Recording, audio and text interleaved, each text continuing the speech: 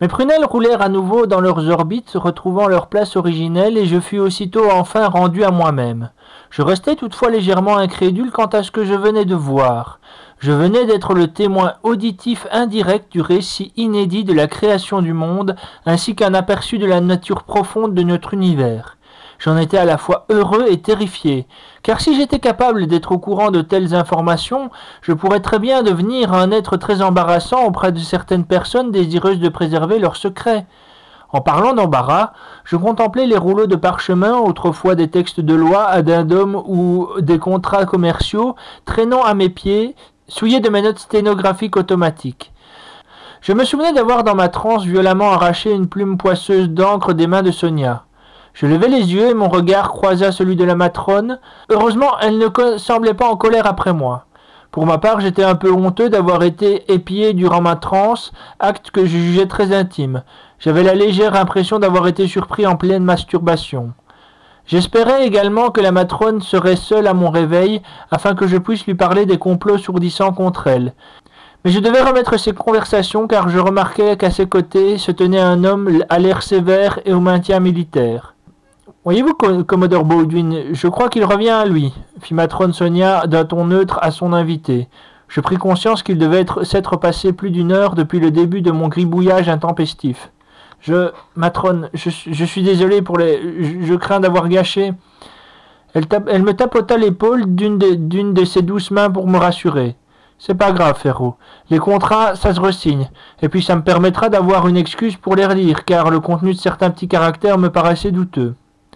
Le commodore Baldwin, quant à lui, contemplait mes gribouillages d'un œil scrutateur, heureusement sans rien y comprendre. « Mais quel est donc ce langage que vous employez? Je crois que je n'en ai jamais vu de tel. » « C'est un langage que j'ai inventé pour pouvoir capturer au mieux mes visions. Vous savez, quand cela m'arrive, je deviens à peu près omniscient, dans le sens où je suis à la fois chaque personne que je vois et leur entourage immédiat. Je ressens chacune de leurs sensations individuelles, ainsi que leur situation dans une tranche temporelle. Dès lors, ça fait beaucoup de sensations emmagasinées. Fort heureusement, une partie de mon esprit, semi-consciente, reste auprès de mon corps, d'où ce langage cryptique. Chaque symbole correspond à une émotion. Et quand je recopie le tout au propre, avec des tournures de phrases et des mots fleuris, je choisis celle qui dominait les autres sur l'instant. Je suppose que vous devez voir beaucoup de choses. Sans être dans ma phase divinatoire, je percevais déjà le ton du tacticien calculant l'intérêt militaire qu'il y aurait à exploiter ce genre de don. Son esprit prenait le même cheminement obscur que moi quelques jours plus tôt, mais avec moins de pudeur. Non, je n'aimais définitivement pas cet individu au visage chevalin. Eh bien, voyez-vous, un tel don doit forcément s'accoupler à certaines règles déontologiques. Un peu comme ce serait le cas pour un psy ou un prêtre, ne pouvant divulguer les secrets de leurs patients. Il est de mon devoir de taire les secrets que l'univers me confie. J'ignore ce qu'est un psy, mais je suis sûr que vous n'avez rien d'un prêtre. Peut-être que l'univers vous confie ces choses pour que vous les répétiez. C'était aussi ce que je me disais avant de rencontrer cet homme. Il vit à mon regard que cette excuse ne me convaincrait jamais.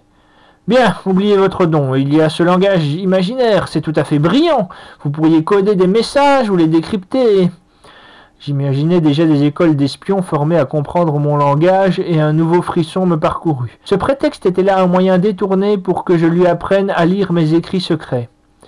Je vois où vous voulez en venir, Commodore. Je fis semblant d'avoir momentanément oublié son nom.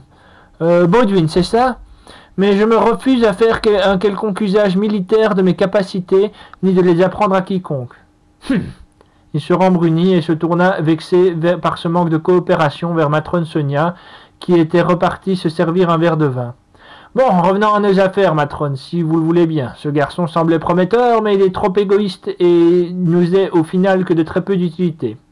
Il se pencha sur l'épais bureau de cèdre devant ce qui semblait être une carte déroulée de la région de Succion et il y posa des épingles. Le capitaine Lovelace est apparu ici, ici et ici. Le capitaine Lowe? Impossible de savoir comment il fait pour traverser des distances si éloignées l'une de l'autre, à une telle vitesse et sans se faire voir. Il doit avoir un archimage avec lui. Les témoins ou les rares survivants de ces raids parlent tous d'un dracard volant. Ils sont tous à moitié fous et délirants, mais cette version expliquerait en partie la rapidité de ses opérations. Nous avons tenté d'infiltrer des espions à Tortubas, fief de racailles, afin de cuisiner ses habitants, mais tous se refusent à lâcher la moindre information, autant par respect pour l'individu que par crainte, ou peut-être parce qu'ils se réservent le droit de l'oxyre eux-mêmes. Le nom avait excité ma curiosité. Vous parlez bien du capitaine Lovelace? Juste en voyant sa nuque, je savais que l'homme exaspéré roulait les yeux au ciel. Jeune homme, je crois que si par déontologie vous ne pouvez pas partager vos secrets, je suis tenu de faire de même avec les miens. Vous aussi, je vous demanderai de quitter cette pièce. En temps normal, j'aurais obéi tout de suite, m'écrasant devant cette autorité martiale, mais je ne pouvais m'empêcher de saisir l'occasion de mettre ce Baldwin dans l'embarras et me faire mousser auprès de Sonia, tout en accomplissant mon devoir de citoyen. Avant de m'esquiver, permettez-moi de faire ceci. Je pris une épingle dans la boîte à épingles et la piqua sur un point précis de succion. Que il s'apprêtait à contester mon culot d'interférer en jouant ainsi avec ses jolies épingles. Selon les dires de son aubergiste, Lovelace est apparu également au galant repu et il lui a demandé des informations au sujet de deux de ses anciens hommes d'équipage déserteurs, le mage Soupla et un barbare colossal dont j'ignore toujours le nom. Ils se sont fait remarquer au début de semaine en déclenchant une bagarre, et Lovelace est venu aux nouvelles dans l'auberge le jeudi de cette même semaine. J'ignore tout de leur relation, qui semble pour le moins tendue, mais il les talonne de près et ne va pas tarder à leur tomber dessus si vous voulez mon avis. Il dit vrai, j'étais là quand il a obtenu cette information. C'était un peu avant de manquer de se faire lapider avec des gobelets pour son aspect crasseux, déclara Sonia en parlant de moi comme si je n'étais déjà plus dans la pièce. À ces mots, Baldwin posa ses deux poings épais comme des marteaux pilons sur le meuble vibrant sous l'impact. Il apparaît en plein jour, en pleine cité, allant jusqu'à se mélanger aux civils, tandis qu'une bonne partie des forces de succion scrutent le ciel pour le détecter. Le bourre de salaud, il ne cesse de nous narguer. Son culot n'a donc pas de limite. Se rappelant l'aide que je venais de lui apporter, le commodore bougonna entre ses favoris quelque chose qui ressemblait à un « Merci petit, maintenant laisse-nous des grands travailler ». Matrone Sonia posa une nouvelle fois une main sur mon épaule, mais cette fois de façon plus ferme, car elle était gonflée de fierté à mon égard. « Voyez, Commodore, en vous montrant gentil et en ayant toujours du papier pour qu'il puisse torcher ses pensées, le ferronnier peut s'avérer un atout majeur dans la capture d'un criminel aussi imprévisible. » Les poings posés sur la table et tremblant de rage, il déclara comme sous la torture. « Bien, bien, bien, j'admets qu'il peut parfois avoir son utilité, mais bon sang, qu'il n'y a pas que ses pensées qu'il faudrait torcher. Faites-lui prendre une douche, son odeur m'agresse et m'empêche de réfléchir. » D'une main douce, Sonia m'invita à la suivre dans le couloir, prétextant de m'indiquer mes quartiers où je pourrais enfin faire une toilette correcte. Une fois hors de portée d'oreille du Commodore, la matrone me glissa un merci qui me surprit de sa part étant donné ce qu'elle avait fait pour moi. De quoi donc? De ne pas lui avoir révélé mes accointances avec Soupla, parce que ça me semblait pas utile à préciser, et que je les avais oubliées. Je ne voulais pas vous impliquer inutilement, déontologie, tout ça. Dis-moi franchement ce que tu penses de cet homme, Baldwin, je veux dire. Cette question abrupte me fit me demander si, avant même que je puisse lui en parler, Sonia n'était pas déjà au courant du complot ourdi contre elle, et si elle ne soupçonnait pas le Commodore d'y être impliqué. Je pense que vous savez très bien ce que j'en pense, pas besoin d'être devin pour comprendre qu'il ne m'a pas fait la meilleure des impressions. Mais pourquoi cette question? N'est-il pas votre ami? Un ami? Non, je le connais depuis un petit temps, peu après que j'ai pris mes fonctions de collecteur à Succion en fait. Mais connaît-on vraiment un jour les gens? Il est un soldat exceptionnel, mais je suis incapable de définir son alignement. Nous vivons des temps difficiles, la ligne de moralité devient de plus en plus floue. Il est peut-être casse-couille, bouffi d'orgueil et d'ambition, mais ça n'en fait pas forcément un mauvais bougre. C'est vrai, j'ai connu des dragons comme ça, mais ça n'en fait pas un saint non plus, et personne ne peut dire jusqu'où Ucrop a étiré ses racines. Nous arrivâmes devant ce qu'elle avait décidé être mes quartiers. Nous y voilà, il faut que j'y retourne au conseil de guerre avant que le Commodore n'en vienne à se poser des questions. Merci pour tout, matrone. Vous n'aviez pas à m'aider et vous l'avez fait. J'espère juste être la personne qu'on vous a annoncée et ainsi ne pas vous faire perdre votre temps. Qui est capable de tenir tête à Baldwin mérite d'ores et déjà toute ma considération. Elle fit un pas pour partir, mais se retint un moment. Elle semblait hésiter à me poser une question. Excuse-moi de te poser cette question et ne te sens pas obligé d'y répondre si tu ne tiens pas, mais est-ce que tu penses que tu pourrais, par le plus grand des hasards, contrôler le contenu de tes visions ?» Je m'apprêtais à lui répondre par la négative, mais je refermis aussitôt la bouche, me rendant alors compte que, pour n'avoir jamais essayé de le faire, je n'en savais absolument rien. « Non, oublie, c'était stupide de demander ça. Ça arrangerait tellement nos affaires, mais je ne peux pas te demander d'aller au-delà de tes principes. Passe une bonne soirée, on se reverra demain. » Sur ce, elle s'esquiva. Elle s'était méprise sur la raison de mon silence à sa question. Après tout, quel mal y aurait-il à exploiter mon don naturel si c'est pour capturer des criminels ? Après minuit, après avoir pris une bonne douche bien chaude, la première depuis bien longtemps, et tellement agréable qu'elle en était presque douloureuse, après avoir contemplé des moellons de crasse se décoller de ma peau et finir dans l'eau noircie de l'évier, j'enfilai un peignoir de soie rouge appartenant à la matrone. Un S y était élégamment brodé avec du joli fil doré. J'allumai des bougies parfumées au miel que j'avais trouvées dans une armoire de la salle de bain et croisai les jambes dans la position du lotus comme je l'avais vu le faire dans mes visions concernant une femme capable de provoquer des rêves conscients et ainsi contacter les esprits des défunts. Je me forçais ainsi à provoquer une transe. C'était bien la première fois que j'osais me plier à ce genre d'expérience et habituellement je me contentais juste de me laisser submerger par mes visions lorsqu'elles m'assaillaient.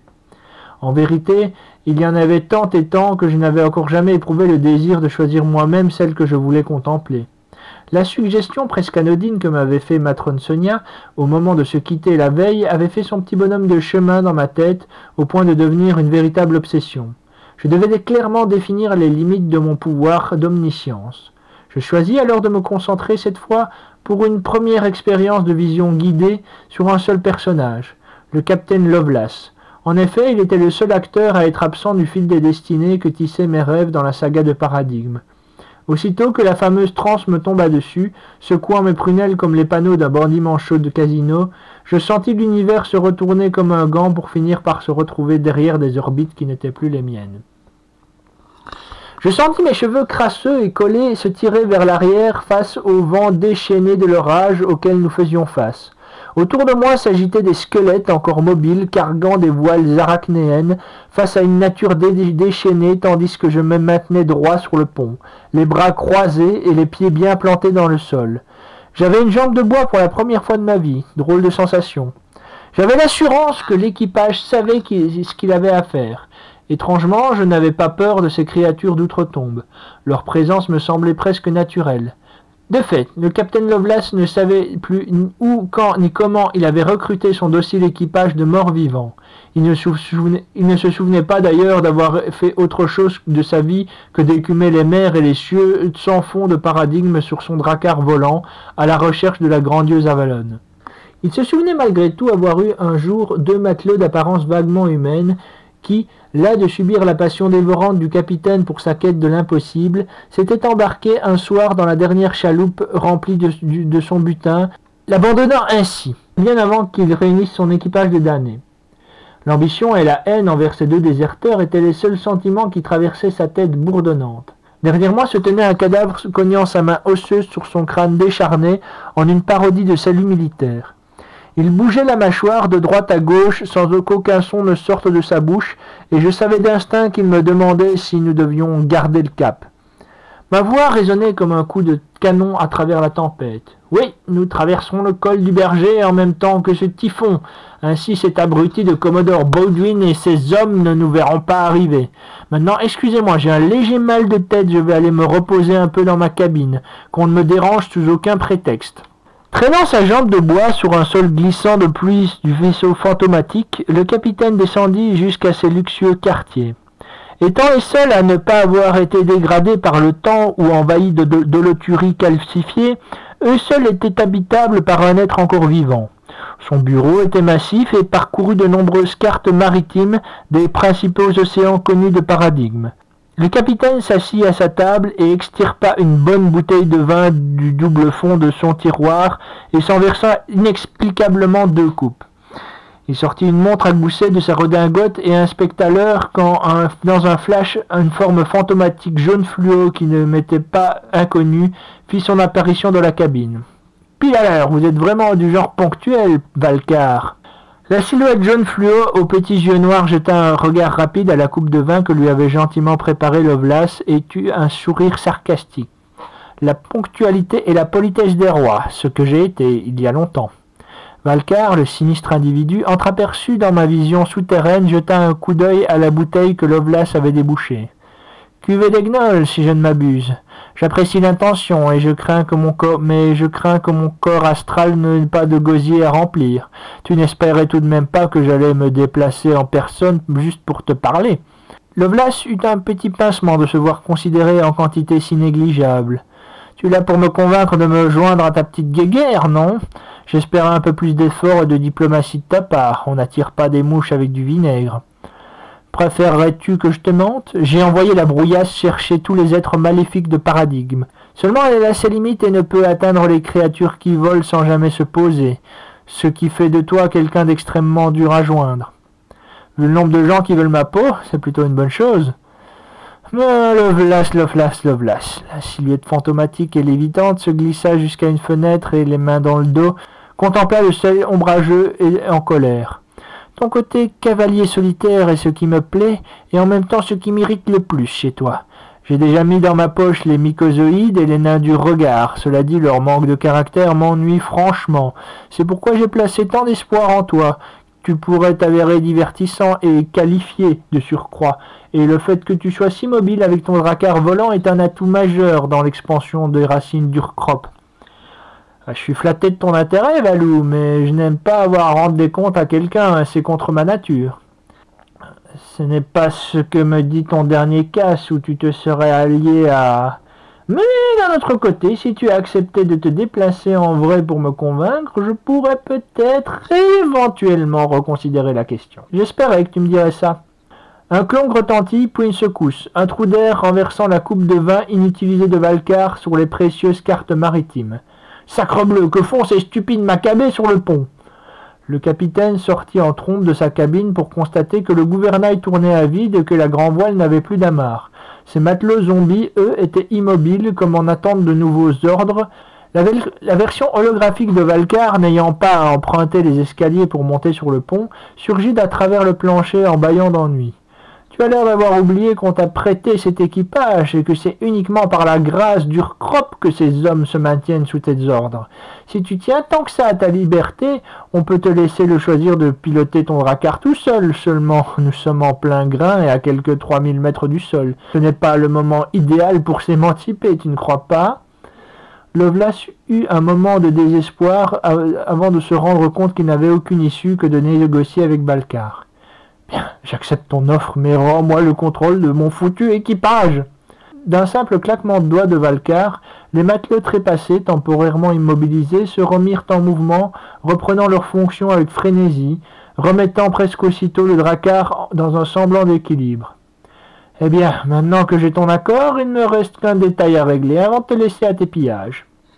D'un gracieux mouvement de la main, des racines d'un rosier spectral jaune fluo, aussi jaune que l'avatar holographique de Valcar, surgirent du plancher pour enserrer le corps tout entier du capitaine Lovelace.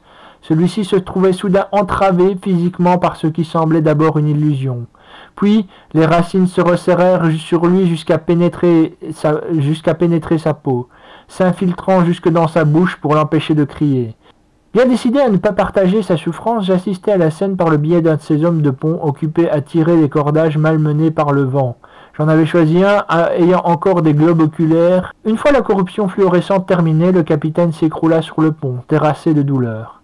Valcar eut un petit rire. Voilà, à présent que les racines d'Urkrop sont posées sur ton cœur, ainsi je pourrais l'éteindre au moindre signe de désobéissance. Mais rassure-toi, ça n'inclut pas les jurons, je sais à quel point tu aimes en proférer. T'en priver, ce serait trop cruel. Ma mission ici est terminée. Te voilà officiellement promu chef d'escadron de l'armée d'Urkrop. Je te recontacterai bientôt afin de te donner des instructions. Au revoir. À ces mots, la silhouette s'évapora avec la même grâce évanescence qu'elle était venue. Le capitaine, encore ébranlé par ce qui venait de lui arriver, se releva péniblement sur sa jambe de bois, se traîna jusqu'à sa cabine et se posa devant un miroir ébréché. Il avait l'air vraiment fourbu. Puis, comme pour invectiver son reflet, il cracha un « J'espère que t'as aimé ce que t'as vu parce qu'il n'y aura pas d'autre représentation !» Je compris alors que le capitaine, au lieu de s'adresser à son reflet, venait de s'adresser directement à moi. Avait-il compris que j'étais la raison du bourdonnement dans son crâne, du travail des muscles de ses souvenirs? Je pensais pourtant avoir été discret. Je pris conscience que, à cause d'un usage maladroit de mes dons, je venais sans doute de faire la pire erreur de mon existence. Merci de votre écoute et si vous avez apprécié cette lecture, n'hésitez pas à vous abonner à ma chaîne en activant la petite cloche afin de recevoir toutes les notifications de nouveaux épisodes de Paradigme. N'hésitez pas non plus à visiter ma boutique lulu.com ainsi que les pages DeviantArt afin de découvrir mes autres travaux. Merci, à une prochaine.